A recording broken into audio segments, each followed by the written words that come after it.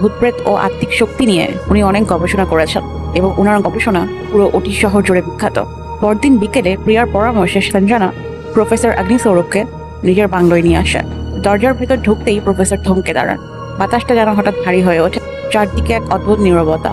তিনি ঘর ঘুরে ঘুরে দেখেন, মাঝে মাঝে চোখ বন্ধ করে গভীরভাবে শ্বাস নেন, যেন কিছু অনুভব করছেন। শেষমেশ প্রফেসর নিচু গলায় বলেন, এই বাড়ির একটা নেগেটিভ শক্তির উপস্থিতি আমি বুঝতে পারছি, খুব শক্তিশালী কিছু যা এখানে আবদ্ধ হয়ে আছে।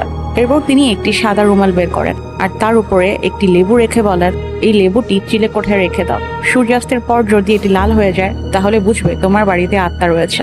প্রফেসর চলে যাওয়ার পর সঞ্জনা একা বসে থাকে। বাইরের আকাশ ধীরে ধীরে লাল হয়ে আসে, বাতাসে এক অদ্ভুত ঠান্ডা ভাব। ঘড়ির কাঁটা সূর্যাস্ত ছুতেই সে কাপা হাতে চিলেকোঠার দিকে এগোয়। চিলেকোঠায় ঢুকে সঞ্জনা যখন রুমালের দিকে তাকায়, তার নিঃশ্বাস থেমে যায়। লেবুটি একদম রক্তের মতো লাল হয়ে আছে।